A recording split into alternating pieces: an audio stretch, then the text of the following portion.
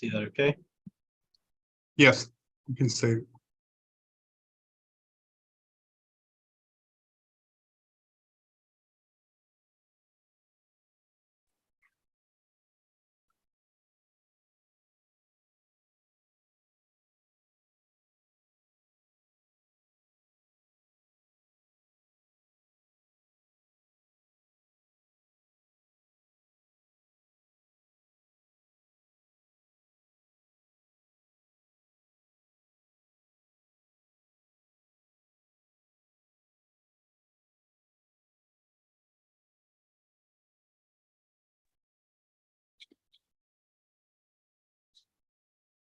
George Higgins.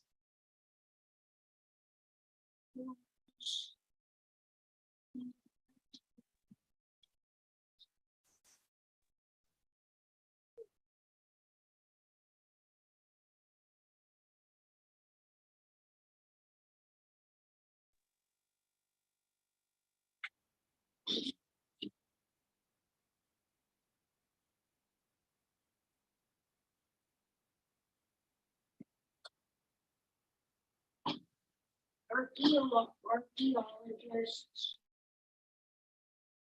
They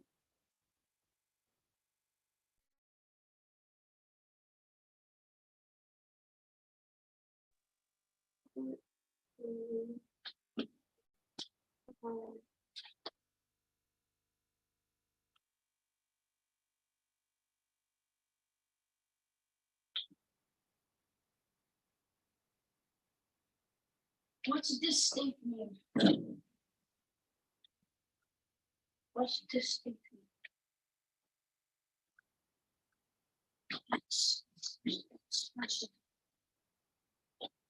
It's expression with an X.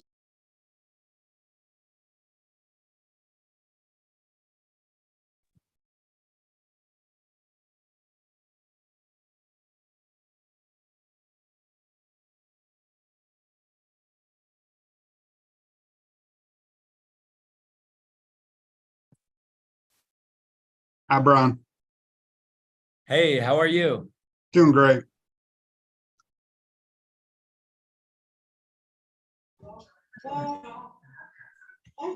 Hi, Mara. Hi, how are you? Doing good, thank you.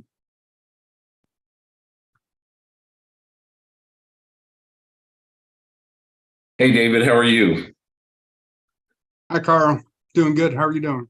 Great, thank you. Good. We'll get the meeting started and then I'll turn it over to you. I do have my tech on here and he'll, I think you have rights to share your screen. So whatever PowerPoint or presentation you'd like to bring up, that'll be all you. Great. Great. Thank you so much for arranging this, David. Oh, sure thing. Hi, Nancy. Hi, David. How are you? Doing great. Thanks. Good. You guys having good weather back there, or has it been snowy and cold like we have in Colorado? No, just the opposite of snowy and cold. It's a little bit cold out here, but we haven't got a whole lot of snow this year. Every so often it comes through, but not like you out there. Oh, I bet you California and Colorado would gladly trade places with you right now. Yeah, we have record lows, actually. We haven't got Yeah, a I whole know. lot. That's crazy. I think it's this whole jet stream that's coming in. Poor California. If they had just built some aqueducts, they could capture all that snow and melt off. Isn't that the case? Hmm. Okay, we'll be with you. Okay, good evening, AC Valley, and welcome to the Allegheny Clarion Valley School Board Workshop meeting for March 13th, 2023. The AC Valley workshops are conducted virtually, and the link to access the workshop is always posted at acvsd.org. During this workshop, I will provide the school board members with information that will help to clarify agenda items. I'm open for questions or discussion at any time during the meeting. As a friendly reminder, please keep your mic turned off until you're ready to speak. And at any time during the meeting, please jump in with questions. And at this time, Madam Secretary, can you please conduct the roll call? Patty Anderson.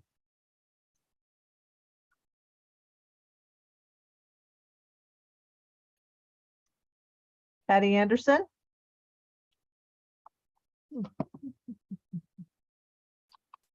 Patty's here. Carrie Armagost, Here. Megan Dreher, Brady Fight, Here. Diane Page, Here. Jeff Powell, Janine Stump, Here. Eric Sundley, Here. and Kelly Terwilliger. Here.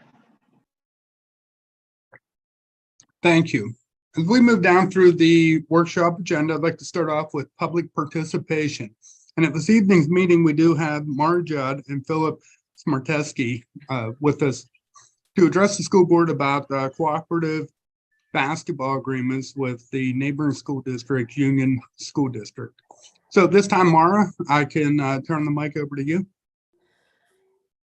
Hello, Mr. McDevitt. So I'm obviously, as you stated, I'm here pertaining to the continued merging of athletics. I first would like to make it known, I'm not against football, cheer, cross country, track, marching band, and even some of the ones on the table I'm not against. I want to make that clear because I feel like people are perceiving that I'm against it and I'm not. I have 4 kids ranging from age 2 to 11. So I have 18 years left in this school district, hopefully. So last fall, I know this came up and I kind of was with softball and baseball and I did not care, did not think it affected me. I have a few more years till my kids are in junior high and high school. But my daughter does do gymnastics with a bunch of the high school girls.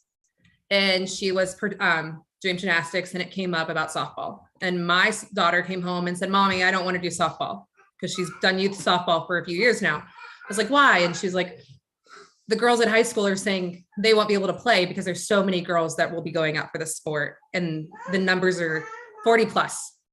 At that point, I decided I needed to be a little bit more involved to figure out what's going on. And so last week it came up at a union meeting and union handed out some numbers that they shared with everyone. They provided their numbers and then there's some in red that are AC Valley's numbers. So it brought some questions up for me, like, are these numbers even our numbers? Were these ones that we provided? Are they accurate? There were some notes written on them, like some that said none are ready for JV, some that said potentially. So I'm just curious if those numbers are even accurately ours. And then I liked what Union did. They had a Q&A session for parents and students. And it allowed that opportunity to have an open forum. And I feel like we're a very small school district. There's a lot of gossip, which there would be a lot of gossip in larger school districts too. But I feel like something that would squash this is if parents and students could participate in an open forum and speak openly. I'm sure you know a survey was created yesterday. There are over 100 responses. And a lot of people on there stated that they did not feel like their concerns were being addressed by the school, whoever. And I know I was reading your answers of the Q&A that you guys, like the Google Docs that you guys did. And on your website, someone answered a question that asked why were parents and students not involved in these decisions? And this was what I'm quoting is students are not in charge of building or sustaining programs. But truly it is up to the students and parents to sustain these programs because you need their participation to continue. And you need students to sign up and you need parents to pay and support. And you also need the basic pride in our community to encourage these programs. I guess my hope from speaking is that maybe you would give us an opportunity, parents and athletes, to come speak to the board, whoever we need to speak to openly to get some questions answered. I know in the past numbers was the go-to because it made, like as I said, football, cheer makes complete sense. Cross country and track make complete sense. But looking at some of the numbers union provided, I was sitting there going, I don't quite get it. Not like the girls basketball, I get it. Boys basketball, I don't. The volleyball, which I know is not technically on the table yet, but there's been some gossip about it being on the table for next year. And where I'm like, how can 44 girls play volleyball?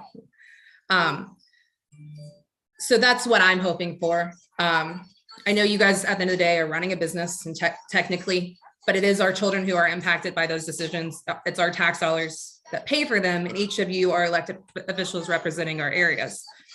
So I'm hoping that maybe I'm not here to attack any board member. I love being part of AC Valley. And I love what I've seen so far the last 2 years. I'm an outsider that came in, and I came from Monotone, and like the way AC Valley has handled most everything, I've been completely on board. I'm just hoping you guys would be open to a Q&A. And I'm sorry if I talked really fast. I do that. You're fine, Mara. We do appreciate your concerns and you meeting with us tonight. We do have an athletic committee made up of the school board and administrators, and we're aware of some of the concerns. And Dr. Jordan has spearheaded the Google form to gather some feedback. And we'll take the information tonight. We're not voting on anything this evening. We're just going to discuss it. So if you want to stick around a little bit later on in the agenda, we do have that item down there, and we can continue on with the dialogue. Awesome. Thank you. Now, is Philip with you as well? He is. He's holding our 2-year-old off to the side. But yes, he is here. And I covered everything he would have said. We were both emailing, not realizing we were both emailing last week. And then we realized we both emailed. So he is here. Great. We do appreciate your time, and we'll be talking about this a little bit later on. Awesome. Thank you. Thanks, Mark. Okay, moving down through, we do not have anybody else with us from the public, but we do have a presentation from Brian, Carl, and Nancy. They're from HGRX Preferred Health Benefits, and we've had several meetings with this group, and they're going to present information this evening to our school board as well as the community in regards to various healthcare options that we're exploring at this time. So I'll turn it over to this group. I'm not sure who wants to take the lead on it, but if there's anything I could do, just holler at me. Perfect. Thank you, David.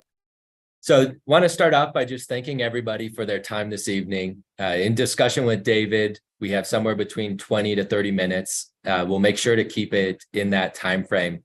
The last two board presentations for school districts that I did, where we were discussing final decisions, both of those meetings took about an hour and a half. So good news is that we're not making any final decisions today. Today's just more concept and some preliminary information, and we'll be able to keep it to the timeline that was given to us. I'm going to go ahead and share my screen. We put together some information. We're going to review 5 different attachments. After the meeting, I'll send out these attachments. A couple of them were provided in advance just so that you could do a little bit of research and review a couple of the numbers. But all this information will be provided. So don't worry about writing down every little piece of information. Any documents that I shared today will be sent out after the meeting. So I'm going to go ahead and share my screen. All right, David, I'll ask you just to confirm that you're able to see it since it's our first time presenting. I see a nod, yes. Yep, we're good, Brian. Perfect. So one of the differences between HGRX Preferred Health Benefits and other brokerage and companies that are out there is we truly believe in bringing efficiency and cost savings through transparency. So I'm going to jump down below to the next page. So there's a problem in our system, and that is that everything is based on a foundation of secrecy. When we look at some of the big companies being Blue Cross, United, Cigna, Aetna, we'll talk about PBMs and what that means, a prescription benefit manager. One of the things that they don't like to do is share information. And we've actually seen, right or wrong, we've seen the government get involved where they passed the Transparency Act. They're currently investigating some of the big PBMs. And again, we'll talk about PBMs in a little bit, but that's because there's a lack of transparency. The main reason being is that when things aren't transparent, that allows different components of the program to make money or profit. So whether it be a wholesaler, insurance carriers, PBMs, brokers, consultants, when you don't have all of the information, there could be and can be areas that they are making more than what they should be making had the data been provided. One of our favorite quotes is sunlight is the best disinfectant. So The biggest thing that we bring to the table is we bring programs that are transparent. We provide the data to the school district so that you can make educated decisions. And today, that information is not being provided. So some of that information could include claims paid by month, where you could see the amount that you paid in premium versus the actual claims. Some of that could be the breakout between medical and pharmacy. We've seen a big jump in pharmacy spend. Some of that could be broken out by claimants over 100,000 or 50,000.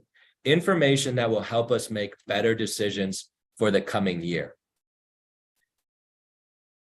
So HGRX Preferred is made up of 2 key partners. And I'm going to let Carl talk a little bit about RX Preferred.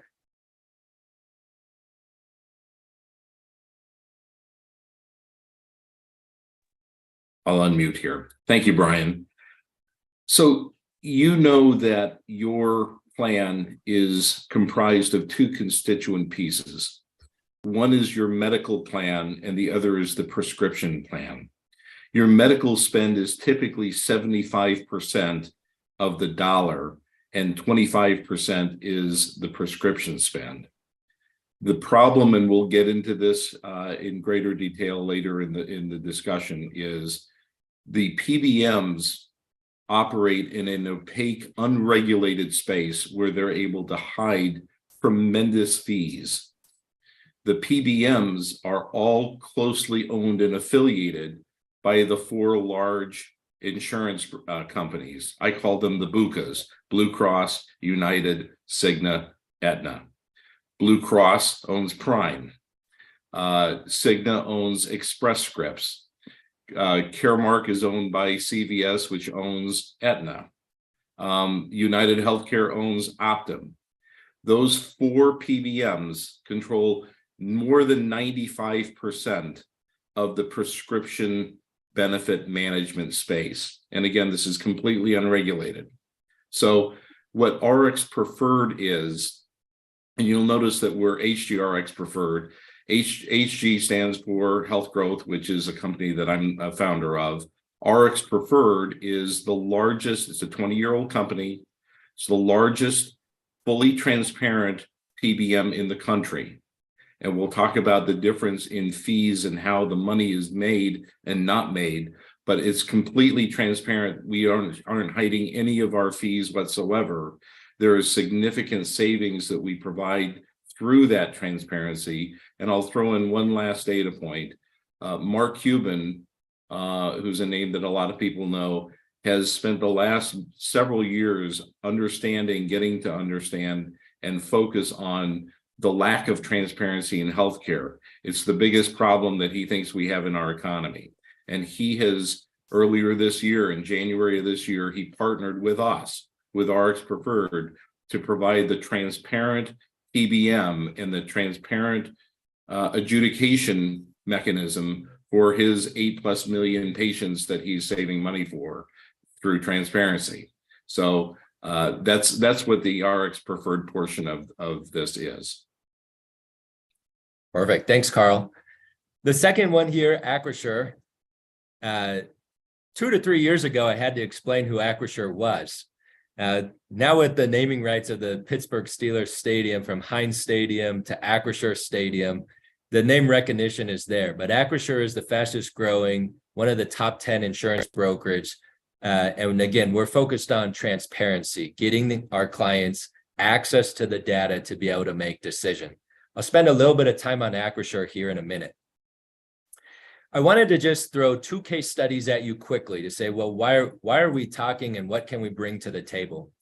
These were other school districts that we worked with, and we can see here the enrollment. So this school district has about 40 employees, so a little bit smaller than your school district, but their spend was around $480,000. And once we went through everything, we were able to get the spend down to $346,000.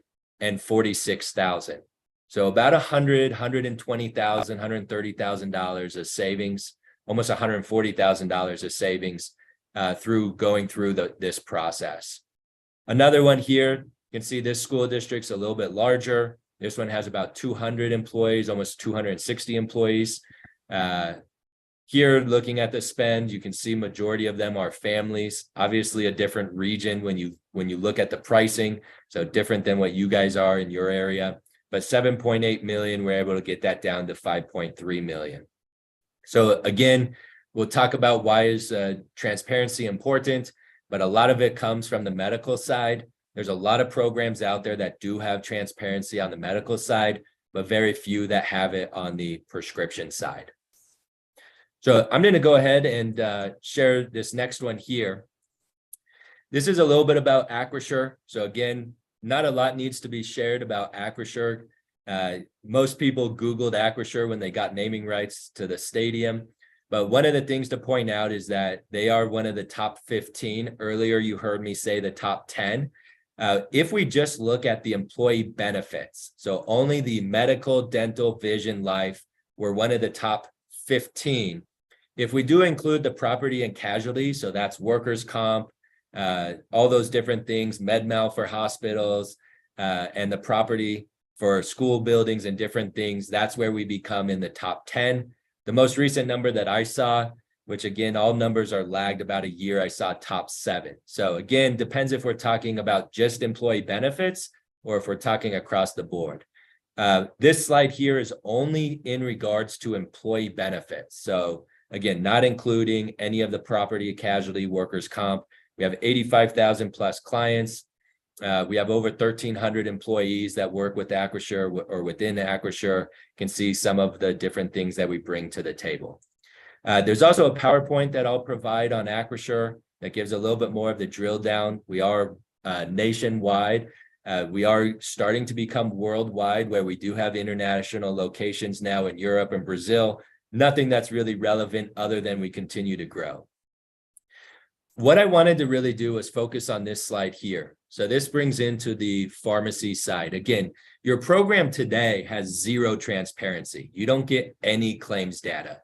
There are programs out there, and we'll show them to you. There are programs that are transparent on the medical making up 75% of the spend.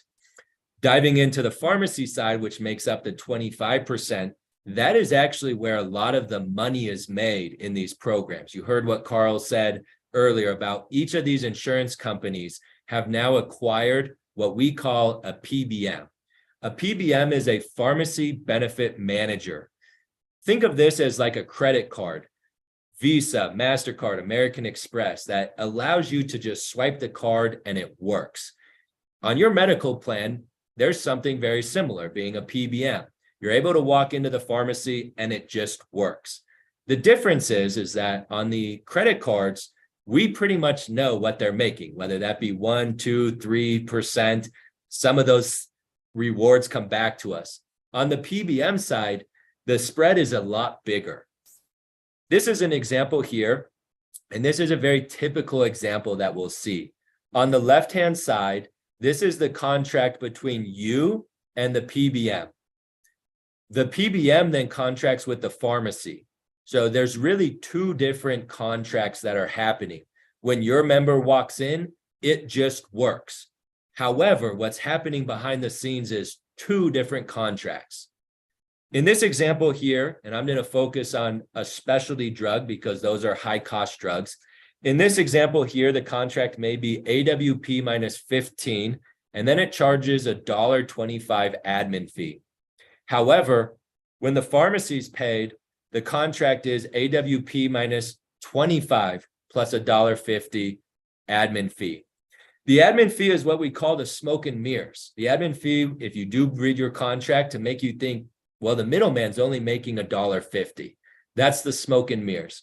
What they're really making is what we call the spread pricing. AWP stands for average wholesale price. It's a table, it's published out there where you could look up the AWP for any drug. And this is saying whatever the table says, we get 15% off. But when they go to pay the pharmacy, they're getting 25% off. So when you think of a drug like Humira or Enbrel, $5,000 drug, the middleman is making $500 in this example. Again, this is just an example. We have done repricing. If you had access to your data, we would actually reprice every prescription, and we could tell you exactly what did they bill the plan and say your loss ratio is versus what was paid to the pharmacy. The solution is that with RX Preferred, Carl mentioned and talked about RX Preferred, the solution is that we can eliminate spread pricing and charge a per script per fee. With our partner, it's $4.95 per script. What we can tell you is that the traditional PBMs, they make about $35 per script. So on Humira, it might be $500, whereas on the generic, it might be 40 cents. So depending on the drug that's being filled, it could be $1, it could be $2. On a shareholder call that we just were on with Caremark, we listened to them very proudly to their investors say we made, somewhere around $30, $35 per script. So this is where the opportunity is there are a lot of programs, and we'll show these to you. There are a lot of programs that are transparent on the medical. You can track the dollar. You get an EOB. If you have a knee replaced, $20,000, $14,000, you could go to the hospital and you could ask them, is this what you got paid? And they would say yes. So on your current program today, there's zero transparency. There are programs out there that will be 75% transparent, where they will show you the dollars paid by month. However, they still are not transparent on the pharmacy side, and this is where the high margins are. So one of the things that we're going to talk about is the product that would be transparent on 100%, being able to show you dollar for dollar where every dollar is spent. So with that said, I'm going to dive into this. This is the spreadsheet that was shared with you before today's meeting. And I'll make this a little bit bigger just because it's small numbers. So let me move the camera. There we go. All right. This is your data today. So this is the data that was provided to us. Right now, you have 22 employee onlys, 24 employee spouses, 4 employee children, and 47 families. From the rates provided to us, again, these are what we show as your current rates. Your renewal is coming up in a couple of months. We'll see what the renewal is, whether that's 4%, 7%, 9%, 20%. The challenge is that when you receive the renewal, there's no data that's provided with it. Why are we receiving a 7%? Why are we receiving a 12%? But you will be receiving your renewal here shortly. I think I saw on the agenda, maybe even as early as next week, or maybe it's just a meeting with the broker. But anyways, you'll receive a renewal. These are your current rates, not your coming year rates. Your rates are broken out by the supporter, teacher, and administration. We did not on the census have how many support teachers versus administration you have. And so all I did was I just put everybody here and everybody here. So if everybody was a teacher, your costs are 2.07 million. If everybody was administration, your costs are 2.1 million. Very small difference between the two. For simplicity, let's just call it 2.1 million. This is a transparent program on medical only. We talked about Cigna earlier. Cigna does own Express Scripts, one of their recent purchases about 2 years ago or so. But Cigna did buy Express Scripts, so this is 75% transparent. If you went with this program, they would give you the claims paid by month. Again, they're not going to disclose that, and I'll pick on David. They're not going to disclose David had this claim or Carl had this claim or Brian had this claim, but they will give us access to the data. They'll be able to say you had 2 members exceed 50,000. You had 1 member exceed 100,000, and we'll be able to get paid claims by month. So when we see that our claims are 1.6 million and you paid 2 million, the question would be, why are we getting a 7% increase? Well, we could ask that question if we had the data, rather than somebody saying, well, the pool or the association ran bad. Well, we don't have that data. We don't know if those claims are ongoing. We don't have access to that. You don't have access to that. So this here Cigna does have access to something that's called artificial intelligence. I don't want to scare anybody, but there's a lot of information out there on everybody. So what we were able to do was taking the census, Cigna ran this through what's called the GRX. GRX is an artificial intelligence where it searches for medications members are taking or procedures that members have done. It is looking for data that's available out there. There's about 1 billion access points that it hits, comes back and says, this group, here's the estimated risk. So with this here, this is based off of artificial intelligence where they took and said, we had access to this much data. We know what drugs members are taking. The manufacturers release this type of data. Again, we don't get to see any of that. All we did was we provided the list of who's on the plan. They ran it through their system and it generates the rate. But the fact that they came back and said, you are a healthy group, they'll give you access to data. This is a step in the right direction. It's not the end game. It's not where we want to be in a year, 2 years, 5 years down the road. It's a stair step. If you said, Brian, we don't want to do any more work, we just want to get access to our data, this is the solution. It gets you 75% of the 100% of the path. I wouldn't focus too much on benefits yet, other than we wanted to make this an easy decision for you. So we quoted a 0 deductible, $2,500 out of pocket, where today you have a $400 deductible, $6,000 out of pocket. What we were trying to do is we were trying to show you that we can save the school district a little bit of money and provide better benefits, removing the deductible, reducing the out of pocket. A couple of these things on the copays are going to be similar, but again, I wouldn't focus too much on the benefit yet. If you go this route, we can run every option in the system and really look at this and say, here's what's available. Now, the question for the district isn't so much, can we save money? Yes, we can save money. We can save a couple percent, offer better benefits, more importantly, get access to the data so that in the coming years, we can make better decisions. We can say, why are we getting an increase? Tell us what our loss ratio is. Show us the claims data to help justify it. That's how we control cost, is access to the data. These other options here are going to be where the district has to make decisions. So here are a couple of different options. These two here are transparent on 75%. So again, the medical only. This is the transparent option on the end that is 100% transparent. It uses our partner RX Preferred. With that said, these other ones, they do not use the artificial intelligence, that data. They don't have access to that program, or they don't rely on it. Again, it may be something that the data is not available out there, so we don't know every drug members are taking. If you had access to your claims here, we could use that access, but given that you don't, these programs here, this is a projected cost based off of the data that we have, but they would have to go through final medical underwriting, which would require a health questionnaire. Let me fast forward. If you say, Brian, we will not do the health questionnaire, we can do the baby step. This will get us access to the data, and then we can get all of the options next year based off of your size of group. We'll have access to the claims. We can go to the market. We can look at the top 10 medications. We can look at the claims by month.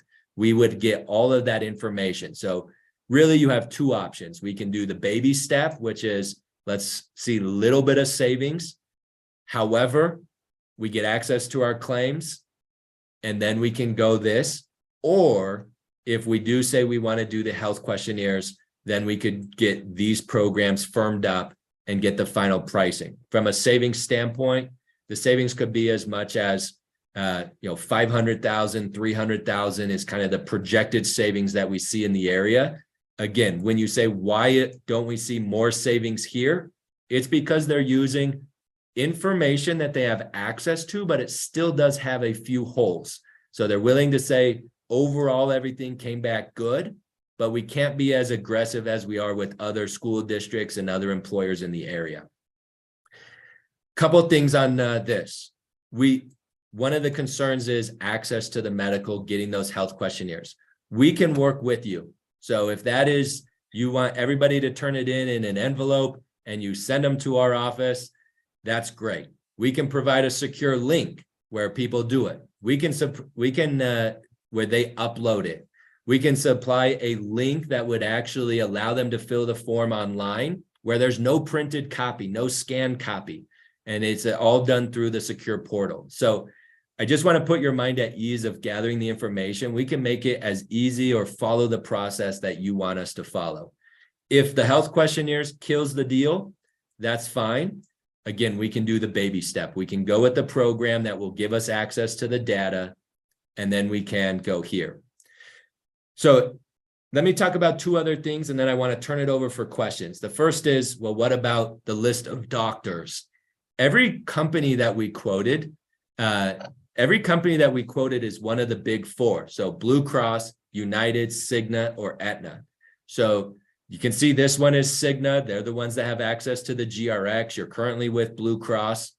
On the transparent program, we can actually choose United, Cigna, or Aetna. So on the transparent, we have access to 3 of the 4. One of the questions that often comes up is, can you do this with Blue Cross? If you go and ask them today, they will tell you no, because they currently have your business. They have you in a model that doesn't share data, and they don't want to give that up. Once they know that you're leaving, then we can have conversations with Blue Cross.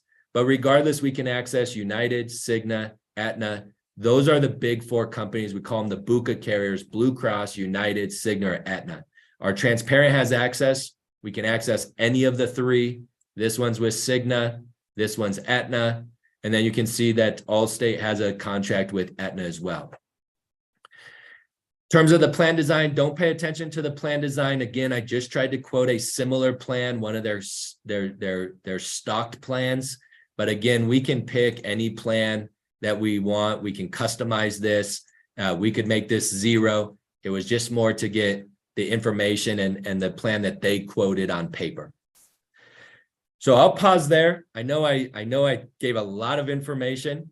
Again, the last 2 board meetings that I did with school districts were an hour and a half.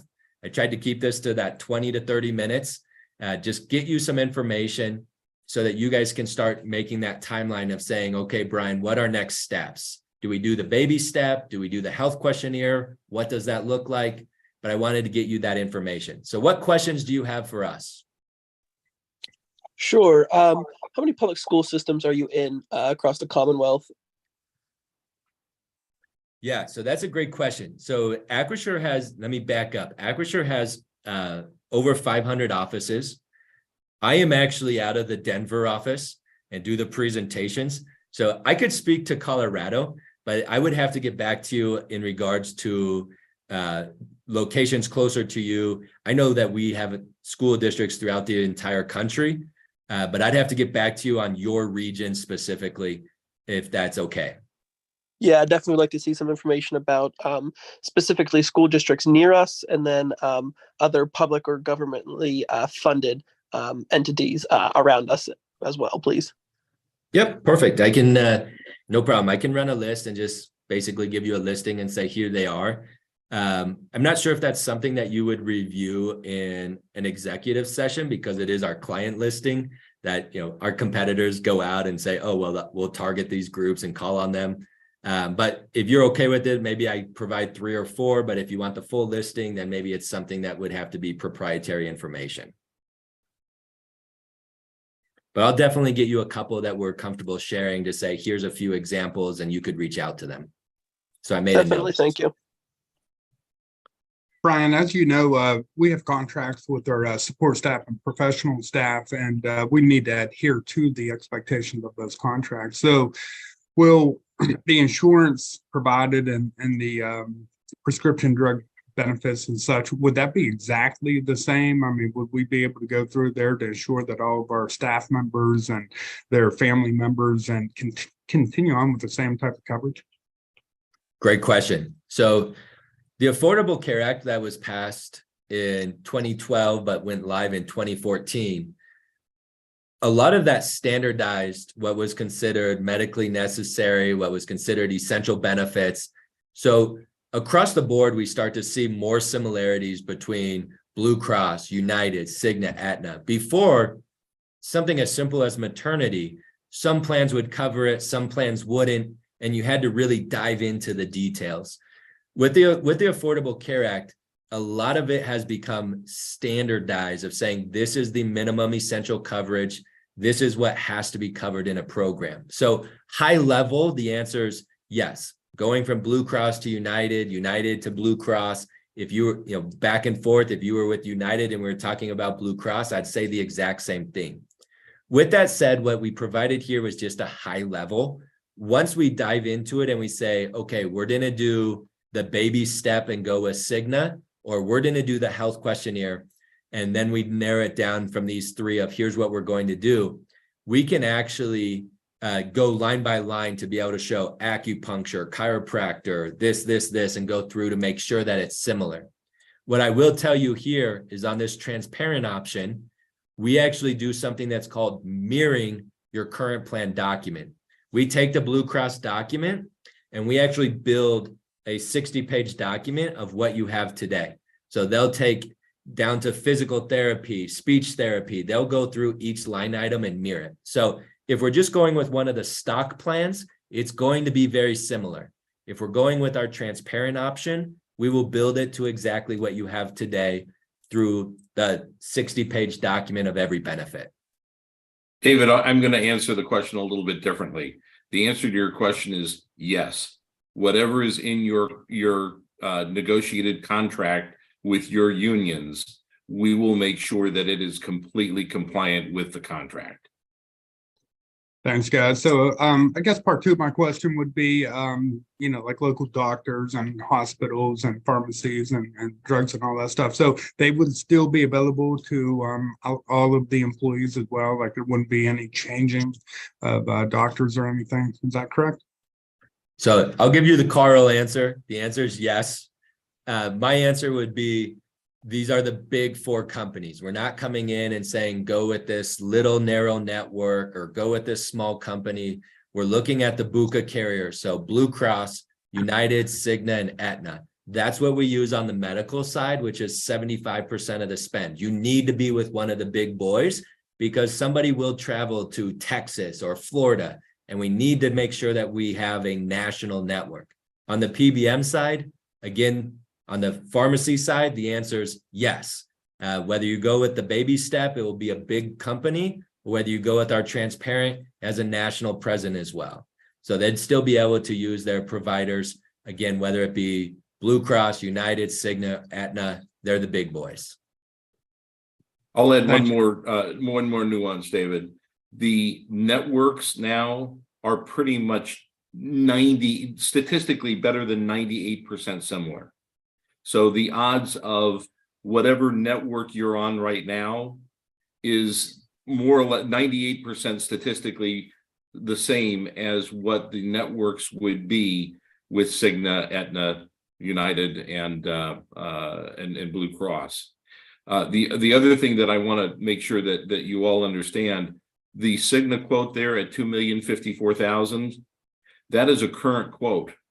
So in a month, if you're getting renewal rates here shortly, if you get a 10% increase, you have to add the 10% to that $1,072,000 or $1,114,000.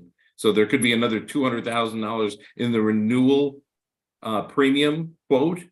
So that would mean that we would be, if you guys get hit with a 10% increase, this quote, because it's current, would actually be $250,000 less than the renewal quote. Good point. I'll turn it over. I'm not sure if we have other school board members that have questions at this time.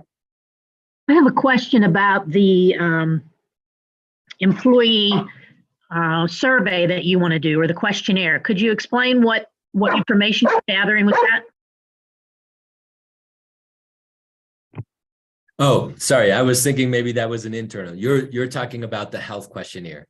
So that's a great question. If you want, what I can do just to show you one, we have a simplified version. This one's a little bit longer, but these are different health questionnaires. Let me share one just to show it to you. I'll do this one here. So this is just an example. It would be a questionnaire like this where it'd have A through Q and they just mark yes or no. If they do have something, then they just basically put that information here where they would put question for my name. And this really, again, we have to remember that this is affecting their benefits, right? So if the price goes up, then we can't provide as good of benefits, and if we keep the price low, we can provide even better benefits. And you guys do offer amazing benefits, but we could offer even better benefits. So this is really their opportunity. The way that we would want to present this is your opportunity to provide information. So for example, if you marked yes to something, let's say that you marked yes to one of these questions.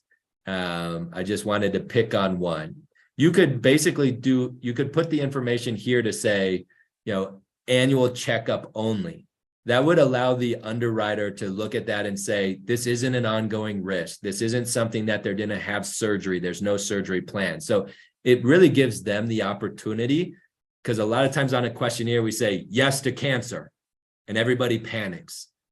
This is their opportunity to say yes to cancer, completed chemo radiation, 3 years in remission, then there's no rate up. So this is an example of the health questionnaire. We do have a simplified one that we could use as well. It's 1 page. This one's 2 pages, but just an example. So Do you Kelly, use the plan? Is that what the questionnaire is for? Kelly, this is a medically underwritten plan. So your plan in your association is medically underwritten from the standpoint that they will have their data for the overall group, and they will take that data and they will underwrite it from a medical perspective. Now, what we're telling you is, because of that Cigna quote coming in cheap, that's telling us that you have a healthy group. So a different way of putting this is, if you had 100 members in your association, 50 of them are probably, let's call them healthy groups, 40 of them are probably normal groups, and 10 of them are sick groups. So the healthy groups are subsidizing the others. What we've learned here is your group is one of the healthy groups. So by getting the questionnaires from your employees and the participants, we're able to then say, how healthy are they? And that's why you see the difference between the $2,054,000 and what could be $1,500,000. They're going to take the actual questionnaires and they're going to medically underwrite and say, okay, this is a super healthy group, and we can give them $1,538,000 premium. Or, you know what, they're quasi-healthy, it might be $1,700,000. But the medical questionnaire gives the underwriters the data that they need to sharpen their pencil to show you exactly how healthy you are and exactly how much savings there can be. Yeah. So to echo that, the health questionnaire does not affect the individual employee's rate or benefits. It would allow these three, again, Cigna's offer is presented based off of artificial intelligence.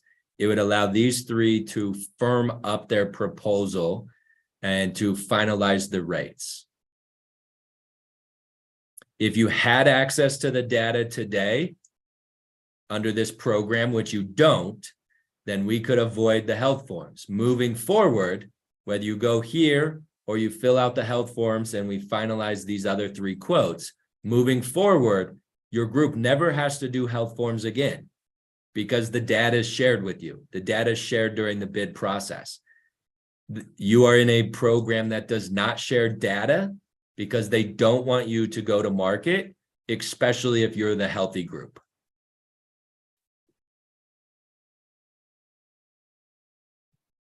Thank you. Yep. Anybody else? Yeah, go ahead, David. I'm just wondering if anybody else had questions for Brian, Nancy, or Carl. I have a question. So if they would fill out the medical questionnaires, and there's probably a possibility that those rates could even be less. So these are the expected rates in your area. That's a great question. These are the expected rates in your area. So if there is a cancer or maybe 3 or 4 cancers, we expect 1 or 2, right? There is no such thing as a perfect group out there. So if there's 1 or 2, we could maybe see these even sharpen their pencil a little bit. If there's 3 or 4, these are probably realistic. If there's 6 or 7, they might bump up these ones a little bit. The reason why we do this in 2 different segments, it goes back to what Carl was saying, is the artificial intelligence that Cigna has access to, the GRX, came back and said, this is a group that there are not significant claims. That's why Cigna was able to come out and say, here's a quote, we're willing to take the group, no additional information. The problem is that that information is only as good as that information is. The system is not perfect. And that's why they said, we'll come in below current, but we got to see how it runs next year. But we're willing to take the risk. These ones don't use those programs. They use the health form so that they make sure that they get the pricing exactly correct. So yes, it could be a little bit lower, could be here, could be a little bit higher. What we do know is that you have at least an option on the table that's slightly below current. Brian, if we dig a little deeper and say we do have, a few people that have the high medical needs, and I'm just speculating, but with the current program that we have a stop loss in there. Does this program have any kind of built-in stop loss? And if so, what kind of, how many and what that number is? David, you're opening up a can of worms because I'm at time, but I'm going to give you the short answer. So the answer is yes. All of these programs have stop loss limits. Here's where it's a little bit different. And again, I don't want to take more time because I know I'm at my time. But these programs, all 4 of them that we're showing, actually have what's called a surplus provision. Meaning, if your claims come in lower than what they budgeted, there is actually a split between you and them. So I'm going to simplify this. Let's say your claims come in at 1.8 million. It backs out the stop loss and catastrophic $1 million baby. Let's just use that you ran 200,000 to the good. This program here would actually, they would make 100,000 and they'd put that back into their pool. They would reimburse 100,000. So all of them have stop loss. All of them have a surplus provision that you share in the good years. So again, very different than the model that you have today. That is, we don't want you to know how you're running. We want to give everybody a 7% increase. This is saying, if you run well, we will reward you to stay in our pool. We will give you back 50% of any money that we make. Now, one contingency that is contingent on renewing. So it's how they keep the healthy groups in the pool. The way that the current program keeps the group in the pool today is they don't give you the data and you have to fill out a health form. That's how they keep you in the pool. These ones reward you by saying, if you renew with us, we'll give you back 50% of any earned revenue. So again, I simplified the equation, but yes, they have stop loss. I've had groups that had a $5 million claim, they still get money back because there's stop loss in place. It's based off of small dollars that you get 50% back. So again, gave you the very, very short answer. Yes, stop loss. Yes, surplus provision. And then I got one more question, and then we're going to have to move on. We do have a healthy agenda in front of us still to cover. Perfect. What's your program year? Is it July 1st to June 30th? So that's a great question. We can run our program anytime. So if we would obviously start it when your program ends. So let's say July 1st, we could run July to June. If it's something that you wanted to get on to a different renewal date, we can do a short contract. So if you said, Brian, we really want to renew October after all the teachers are back to then roll out, we could do July, August, September. We'd do a 3-month contract and then renew it for 12 months. If you said we want to be April, we could do a 10-month contract. So we don't have a time. Obviously, we would start when your contract ends, but we could ultimately get you to any date that you wanted. And we do have a lot of school districts that like July. We have a lot of school districts that like October. We have a lot that like April. It just depends on what works for you, your budget, your timeline, staffing, summer, etc. All right, full transparency, we are meeting with a number of different vendors having this discussion. You know, unfortunately in Pennsylvania, we are grossly underfunded. So our school board's taking the initiative to push a little deeper into various aspects to see what we can do with cost savings, and obviously insurance and healthcare, prescription drugs is one of them. So we finish off, Brian, Carl, or Nancy, do you guys have any closing comments or anything you'd like to share with the school board? I'll say one thing if I can, and that is a famous hockey player, Wayne Gretzky, used to have a great saying when he was asked how he was so successful. He would say, I don't skate to where the puck is, I skate to where the puck is going. Transparency is where the puck is going. Sophisticated employers all over the country are focusing on transparency right now. So you all are leading edge. I would make sure that everyone who is presenting to you, I would ask the question, will we have access to our data, both on the prescription side and on the medical side, so that we can then at the end of the renewal period, use that data as a hammer to negotiate with the carriers. If they can't say yes to both of those questions, then the red flags and the sirens should be going off. And thank you very much for your time and attention and interest. Great, Thank we you. appreciate you meeting with us today. Thank you. Everybody have a good night. Good luck with your agenda. Yeah, Bye-bye. thanks everybody. Go take care. Bye-bye.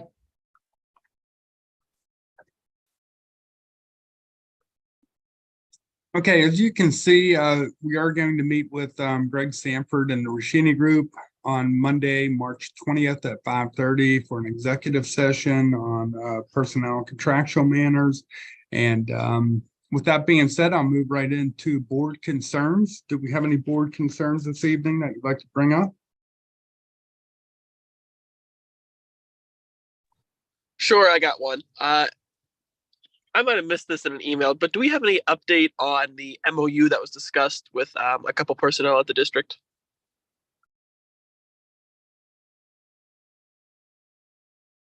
I'm not sure which MOU we're talking about, Brady. Is that the one with the separation of the marching band and concert band? No, it was a MOU with a teacher in the district that was looking at a potential retirement. Oh, no, I actually reached out to the association as we were building this agenda, and the UNISERV rep's on vacation. So I'm waiting for a response back to that. So unfortunately, I don't have anything on the agenda this evening, Brady. Good question, though. Okay, all right, yeah, that's fine. As long as we can stay on top of that and just keep things updated, that'd be great. Thanks, David. Yeah, yep, for sure. We'll keep you posted. Hopefully, we get that in front of the board sooner than later. Okay, moving down through the consent agenda, I'd like to direct your attention to page 6 and 7. We have a number of field trips and conferences that I'll briefly review for you. You have this information in your Google Drive, but first off, we have the 5th grade classroom teachers, 51 students putting in a request to go to Drake Well. You know, we have a wonderful petroleum industry up there where the students can do some hands-on learning, and that's a yearly program paid for through the PTO. As you can see, be sure to thank a PTO member the next time you see them. The second one is the 6th grade field trip, and they've been doing that for quite some time now, but they go down to the Carnegie Science Center, hands-on STEM learning activities, 3D displays, health and fitness, sports works. I mean, they have a wonderful learning activity in front of those kids as well. And as you can tell, that's paid for by the PTO as well. We have Stacy Redding, the cafeteria manager, putting in to attend the annual PRFSD conference. She has to attend 2 to maintain her membership. And they'll be working through the books, the committees, discussing orders. There's guest speakers coming in and food vendors as well. You'll see underneath that I put in to attend the annual Knox Law Symposium. That's in Erie this year. We'll have breakout sessions. Last year it was done through Zoom. Very informational. They're going to be talking about ransomware. They're going to be talking about police MOUs, manifestation determination. And what that means is if we have a student who's identified with a disability and has a discipline related situation, and we have this hearing, is referred to as a manifestation determination, to see if that discipline is directly related back to the disability. And very important as far as working our way through that particular aspect of special education.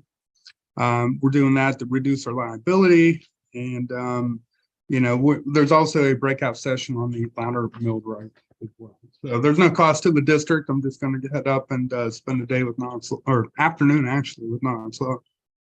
Underneath that, you'll see Dr. Jordan submitted a request to attend some training up at the IU. This is a administrative Act 13 building level walkthrough data professional development. Program is to increase effectiveness of how leaders coach instructional practices. Highly effective instructional practices and common language will be the focus. Promote walkthroughs and formal observations, as well as reflective practitioners, learning engagement, and deepen the critical thinking of our students and staff members. Underneath that, we have Allie Atwood, our K-12 gifted teacher, putting in to attend a program up at Clarion Intermediate Unit 6. There's going to be curriculum events. They'll be focusing on propaganda, and this will be tied into those students' GIP goals. Moving down to page 7, you'll see that Carla Funfer, our high school physical education teacher, submitted a request to go to Slippery Rock University to bring a group of students to participate in a day of learning. Carla will do professional development, and these students will participate with other young professionals to learn about the trade of health and physical education as a teacher. Keep in mind that across the Commonwealth, we have less and less teachers moving into the programs as well as PE. And we actually have a AC Valley graduate last year who's over in their PE program because of this actual workshop. So strongly recommend that we support Carla and those students to go to SRU for the day.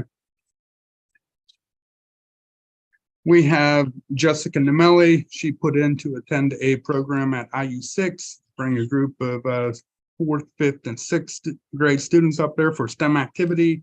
They're actually be working on a next design challenge, and they're creating a invention that they'll be on full display up there.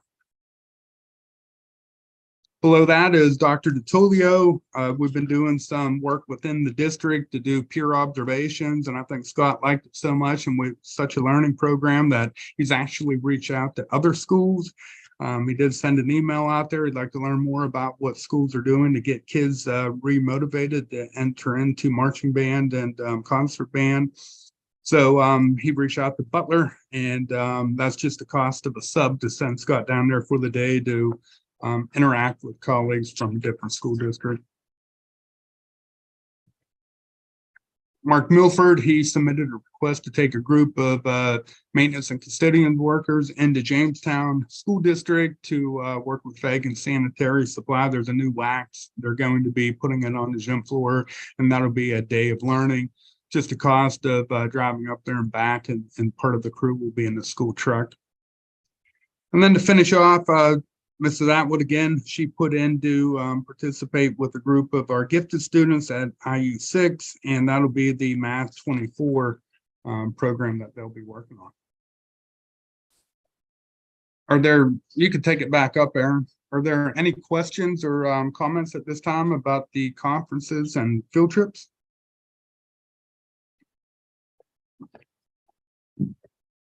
Moving down through the agenda, letter B, we don't have any substitutes in front of you this evening. Letter C is a request from Dylan Fox and the AC Valley Alumni Basketball Group to use the high school and/or elementary gymnasiums over the summertime.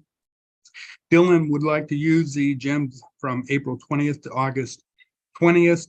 And he did put in to use it in the evenings on a number of nights throughout the week. We're going to work with Dylan, and if he can get a coach or maybe the AD up here, then we'll have a little bit of flexibility. He could also compensate the custodians to come in, but just keep in mind that our summertime hours are generally 7 to 3 o'clock. So we'll do what we can to accommodate Dylan's request, but it's going to be tough to get those gyms opened up on the number of nights that he requested. I will also let him know that the outside basketball hoops are available for him, during that time if they want to play outside as well. Letter D is a request from the PTO to use the elementary cafeteria on March 14th for a meeting. And as you can tell, they do a lot of fundraising, and we want to support that group as much as we can. Letter E is a request from Jefferson Clarion Head Start to use room 113 for their pre-K open house, and we'll be working with Darla Slogenhop and her group as well to make that a meaningful night. Letter F is Jessica Nemelli, our elementary art teacher. She's using the elementary cafeteria and hallways for a elementary art show May 17th, 5 to 7.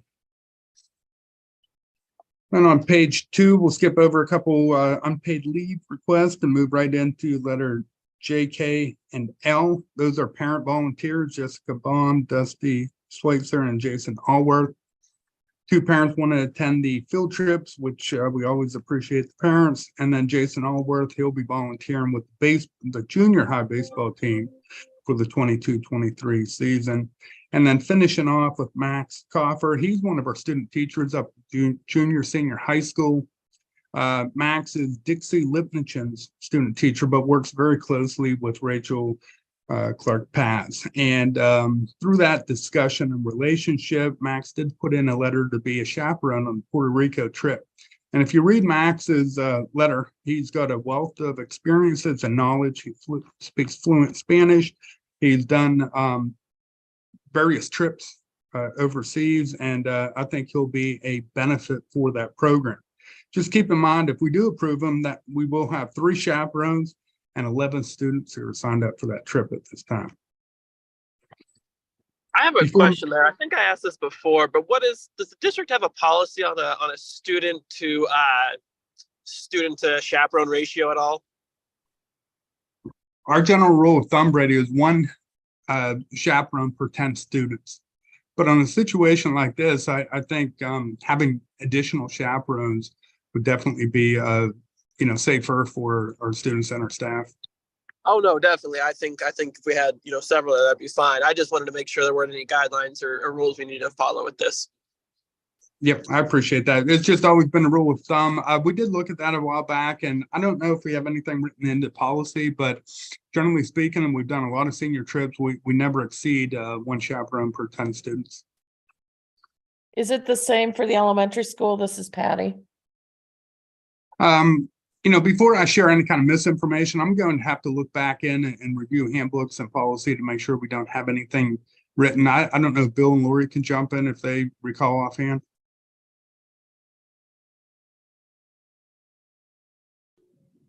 I don't recall offhand. I'd have to look in my handbook. But at the elementary, I do know there are some cases where students have medical needs or aid-related needs, that they have an aid that goes with them and is particular to that student. But as far as just general chaperones, I'd have to look and see if we have it written in there.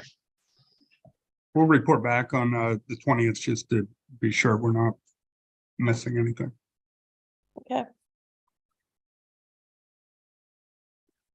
Okay, moving down through finance and purchase. On Monday, we'll pay the bills and get the report from Stacy Redding. Stacy's been busy writing grants again, so she has some exciting news for you. Letter I is a resolution concerning the 23-24 IU6 proposed general operating budget. Our portion, and keep in mind we have additional bills that go up there, but our portion of running the IU is $11,812. 24, just about $100 more than what we paid last year for that bill. Letter J is a E-rate letter of agreement for funding. I checked with Jason from the IU, and that's just because they use E-rate money as well, and we all have to adhere to the same expectations. We've used E-rate down here for a good number of years as well. That kind of ties into letter K with IU6. That's our agreement that we have for the RAN network. And it's a 3-year agreement. As you can see, the first month is $574.50. And then month 2 through 36 will be $271.50. They went out and collected a number of different bids, and they had 2 different companies bid into it, and we're going to stick with the current agreement, the RAN network that we had previously. So we don't have internet issues down here. It's very productive and is one of our strengths. And then at the bottom of page 2, letter L, we have a donation from the Pittsburgh Regional Food Service Directors, which we had talked about earlier. Stacy belongs to. We accepted a donation last month of $250, and again they have another $250 donation that we're accepting for that backpack program. So we do appreciate all the support. Page 3, under personnel, we have a motion in front of you to advertise for a marching band liaison. So for the marching band co-op with Union School District, we'll advertise that internally and then make a recommendation to hire in April. And letter B, just because we've been struggling with some of our coverage and we're trying to utilize our certified teachers in a variety of different ways, we're asking to advertise for 2 part-time study hall / lunchroom monitors. One would spend part of their day up at the junior senior high school, and the other one would spend their time down at the elementary. And at the elementary, we need a lot of support in the cafeteria with the transitions and the number of kids coming and going. And that could help Mrs. Sherman and a number of our teachers for different coverages and different programs and stuff like that. So hopefully we can make an advertisement and we get somebody within our local community who has some time in their afternoon. Letter C is a FMLA request, and we're working to gather all the appropriate paperwork. And then letter D is a request to move Sydney Rankin. Sydney is a emergency certified teacher who's working within the 5-6 special education department right now. We're making a request to move her into the vacated intervention specialist / special education teacher position. Sydney's been working with Mrs. Sherman and Dr. Maines and has already made that transition. And even though Sydney does not have a teaching certificate, she's a wonderful educator and very meticulous with not only her planning, but working with the students. Letter E, we had advertised to fill the vacated district-wide secretary that Courtney Chalmers had been a part of for the last couple years. And we did get a letter from Emily Shoemaker, who Emily works in the district, well, in the building right now with the pre-K counts program. And she's been very interested and applied for other positions. So with great pleasure, I'm making a recommendation to hire Emily. After the probation period, she'll be part of the support staff contract, and that's an hourly rate of $16.94. Letter F is Dan Reed. Dan coached for us a number of years ago, and he's been a coach in Clarion County for, I think, over 20 years. So we're asking to put him on as an assistant varsity coach. And with his years of experience, he'll start out at $3,783. Letter G, we've been working diligently with school board members and administration here to fill the vacated junior high volleyball coaching positions. And we do have 2 names in front of you this evening, Cynthia Sigworth and Megan Bashline, to serve as both the varsity head coach and assistant junior high volleyball coach. And I think together they'll make a really good team and provide our students with a wonderful opportunity. With that being said, last month we had approved Michaela Manrose as that head coach, and we were unable to make contact with her, so we're making a request to remove her from our coaching roster. She has not participated one day on campus. And then a couple of our annual motions. One request is to approve Mark Milford and Heidi Hubbis to do the summertime mowing at $13 per hour. We did increase that from $10 to $13 last summer, and Heidi does a wonderful job for us. And then letter K to help support the summertime cleaning. And part of the reason why our buildings are so fantastic is we're making a recommendation to hire 6 AC Valley students, 3 at the high school, 3 at the elementary, to work throughout the summertime at an hourly rate of $10 per hour. And then finally, under personnel, letter L is a motion to provide Courtney Chalmers with not only the title of Assistant Transportation Director, but also a yearly stipend. And if you recall, that's what we had provided to Jody a few years ago whenever she took on the additional responsibilities. It kind of goes hand in hand with the accounts payable position, but works very, very closely with Mrs. Sherman on, stop-to-stop calculations, payroll, communication, and such. So we're happy to have Courtney in that position, and that's just one of her additional duties. So before we move on, I know I covered a lot of items. Are there any questions or comments at this time about personnel?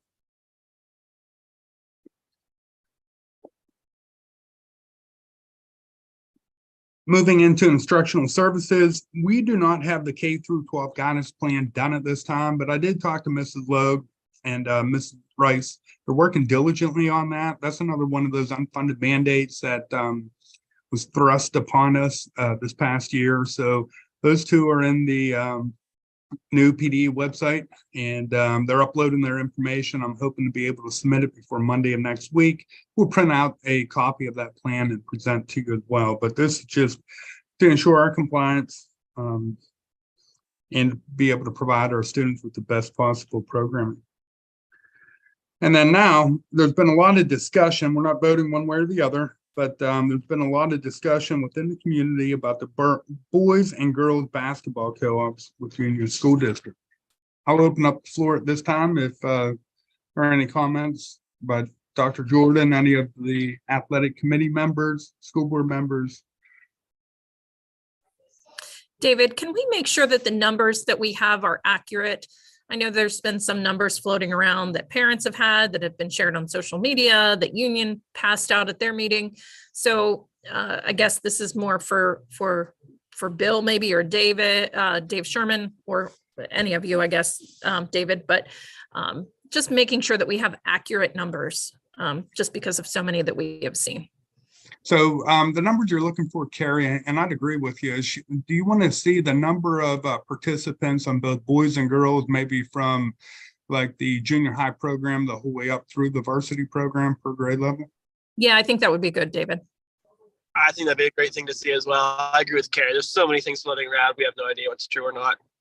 Yep, absolutely. I know Bill's on here. He's listening. We'll have him and Dave gather that information and present to you on Monday.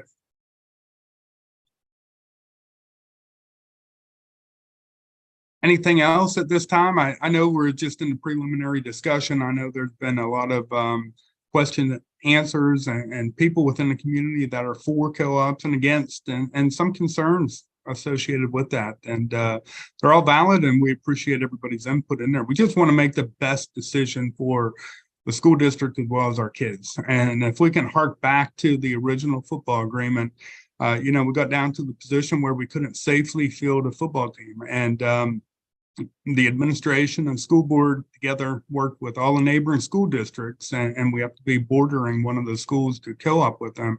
And the best fit was with Union School District. It was a complete co-op 50-50 merger. We kept our identity. And then as the years progressed, we had other needs and we had moved forward.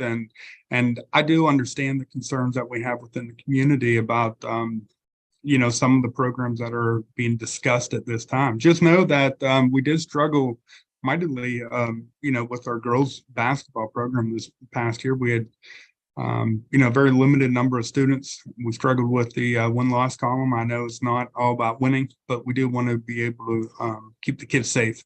So with that being said, I agree with the school board request. We'll gather as much specific information about those students who are going to participate, and I'm sure that the school board will make the best decision for our kids.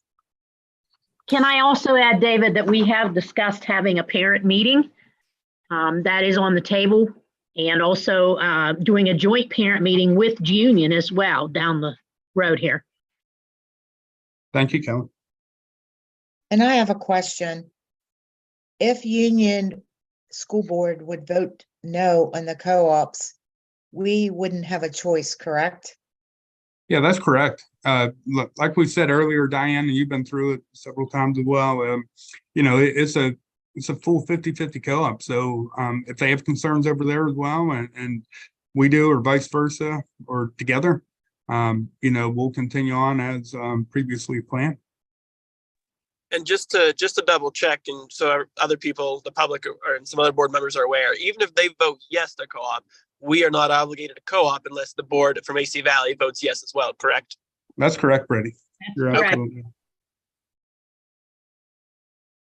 We have a time frame. I know we've talked about having a parent meeting and possibly a joint meeting with Union. I think part of the issue, at least, with what I'm seeing on Facebook, and I'll be honest, I have not been approached by a ton of parents. I think I've received one message from a parent that was concerned in my area.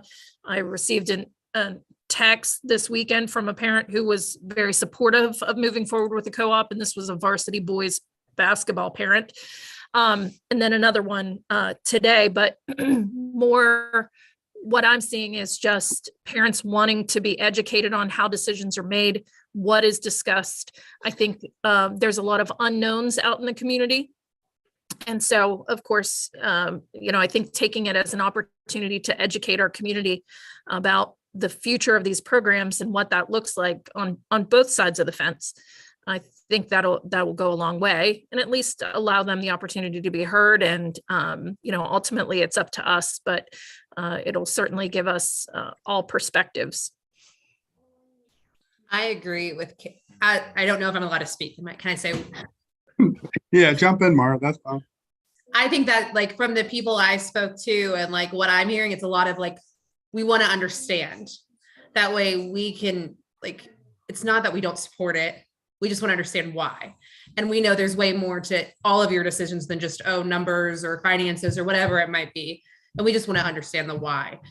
No, I know personally, I'm not against it. I just want to know why. So I agree with Carrie on that 100%. As someone from the public and not a school board member, I think that's a huge thing I keep hearing is why. Thank you, Mara. I appreciate that. Yeah, I'll work with Dr. Jordan. Just keep in mind that the high school principal is in charge of all athletics, and Bill is the athletic committee chairperson. So we'll be working through him, and we'll continue on with the dialogue. And I'd agree with everybody. I believe full transparency would be the best way through this change that we have in front of us.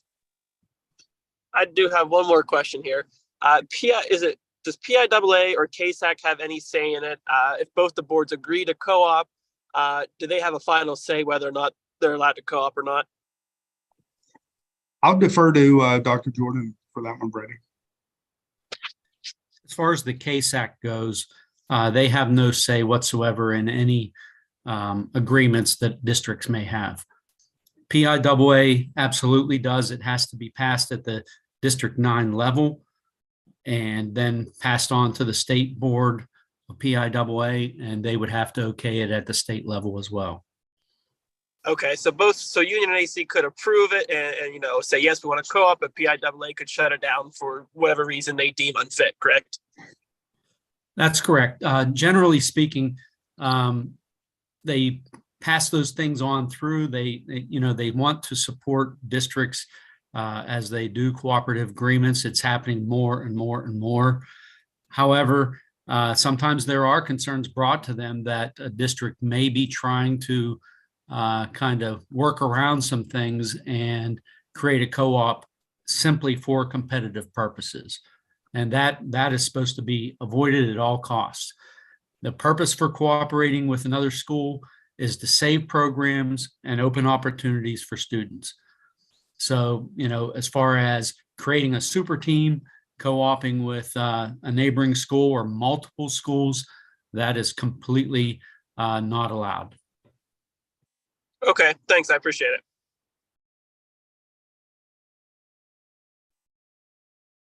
Any other comments?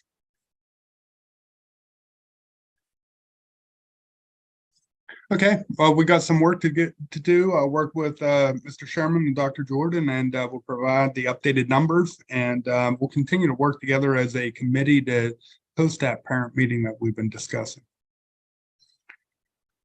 Moving down from instructional services into policy, we have a number of policies going through the second reading. I spent quite a bit of time last month reviewing the changes. Just keep in mind that we do have a membership through PSBA.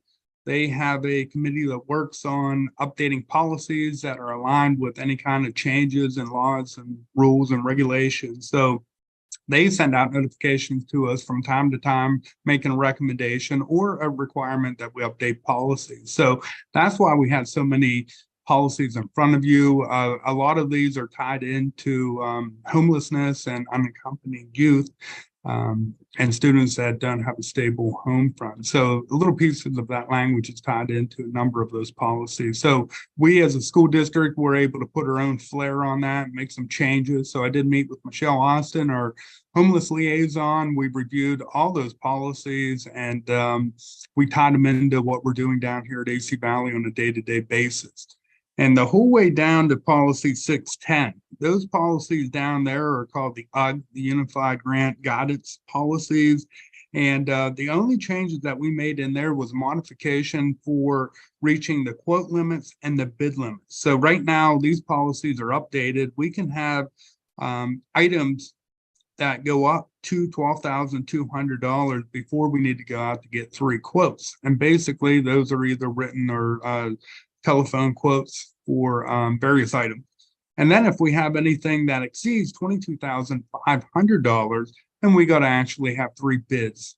And then, we can go up into the RFPs and such down the road. But those are really important for us as we navigate through the ESSER grants, various grants, and local day-to-day operation, because it becomes very cumbersome to continue to go out there and to the point where a lot of people won't give bids or quotes because they don't want to go through the process. So the higher the quote or the bid limit, the probably more effective it is. But with that being said, we are going to ensure 100% compliance and work with the business office to make sure that we're adhering to those policies. So that's just another brief overview with all those policies that we have in front of us.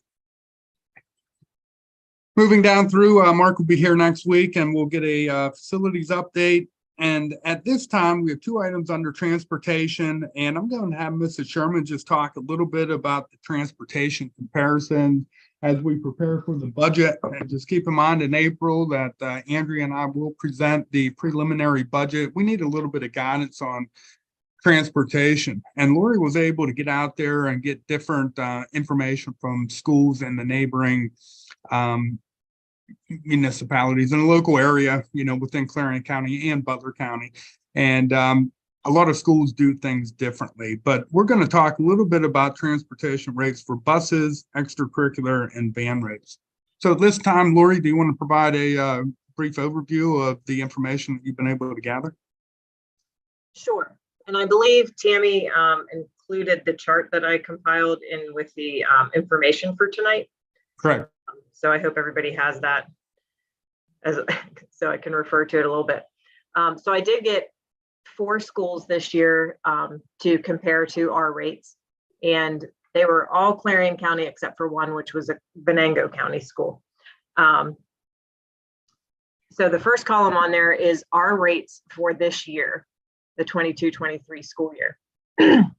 For 2 of the other schools, School A and School C, because they have a multi-year contract, their rates that I showed in that chart are the upcoming 23-24 school year rates.